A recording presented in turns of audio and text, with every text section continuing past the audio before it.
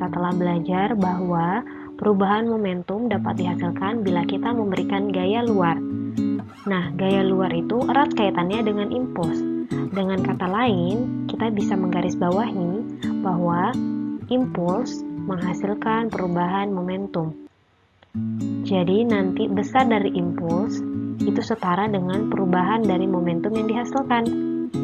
Impuls sudah kamu ketahui rumusnya adalah F dikali delta T, yaitu gaya dikali selang waktu.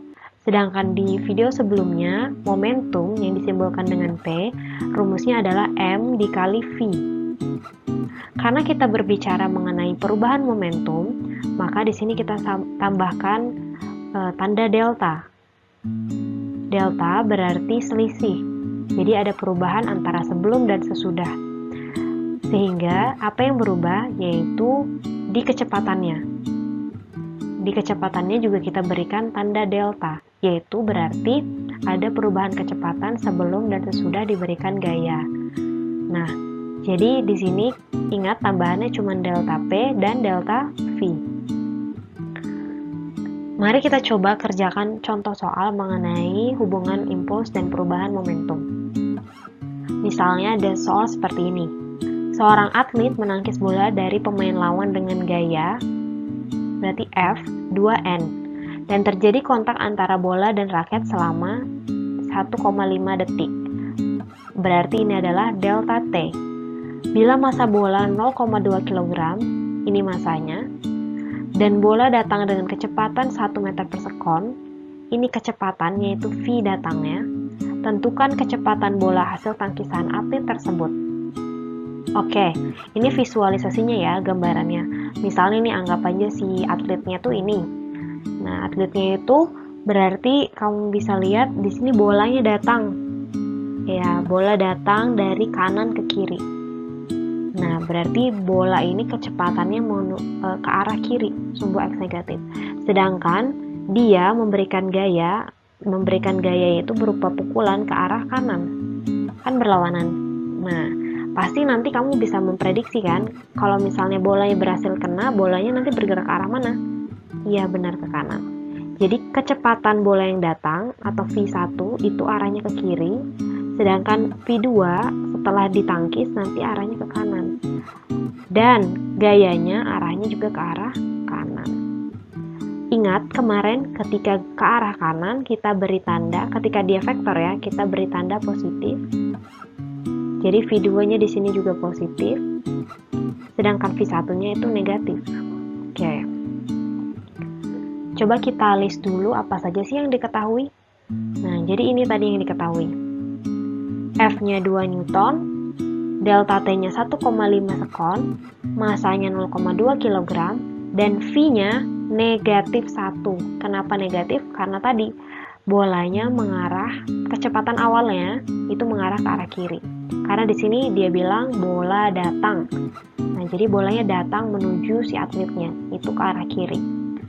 Nah, boleh nggak sih sebenarnya nanti kalau kita visualisasikan atletnya misalnya madepnya berlawanan ke arah sana? Boleh, nggak masalah. Cuman ini jadi salah satu contoh. Karena ketika nanti atletnya madep sana, tentu saja V1-nya positif, V2 dan F-nya pasti negatif. Nanti hasilnya sama saja kok. Oke, berarti yang ditanya di sini itu V2-nya ya. Karena kecepatan bola hasil tangkisan. Jadi pasti bolanya mengalami perubahan nih, kecepatan dari pas datang dan setelah dipukul.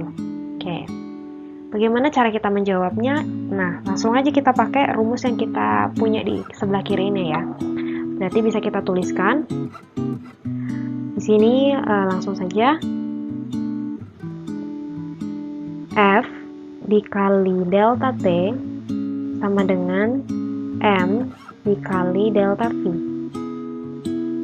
F-nya kita masukkan 2 dikali 1,5, M-nya kita masukkan 0,2. Selanjutnya V, delta V di sini kan delta V itu tadi perubahan kecepatan ya. Perubahan kecepatan itu berarti pasti kecepatan sesudah dikurang kecepatan sebelum. Nah, yang sesudah di sini kita simbolkan V2 dikurang V1. Oke, jadi kita bisa tuliskan 2 kali 1,5 itu 3. Selanjutnya di sini 0,2. Di sini V2-nya kita cari, jadi kita tulis V2 aja. V1-nya kita tuliskan negatif 1. Oke. Nah, jadi negatifnya penting untuk dimasukkan. Kita lanjutkan 3, 0,2. Di sini V2, negatif ketemu negatif di sini berubah jadi positif 1. Oke, setelah ini kita kali masukin ya. Oke. Berarti 0,2 V2 ditambah 0,2 sama dengan 3. Oke, kita pindah ruas yang 0,2 yang di sebelah kanan. Berarti tadinya positif, pindah ruas jadi negatif. 0,2 V2. Berarti 3 dikurang 0,2 adalah 2,8 sama dengan 0,2 V2. Kita lanjutin di sini. Berarti untuk mencari V2, kamu perhatikan di sini 0,2 dikali V2. Berarti 0,2-nya kita pindah ruas ke sebelah kiri. Tadinya dikali, pindah ruas jadi dibagi. Oke. Jadi bisa kita tuliskan V2 sama dengan 2,8 dibagi 0,2. Sehingga jawabannya adalah 14 meter per sekon. Nah, jadi itu kecepatannya ya.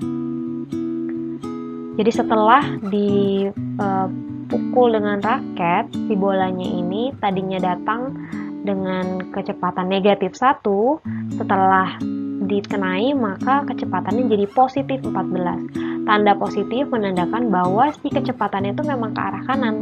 Nah, jadi berlawanan arah dengan arah datangnya tadi.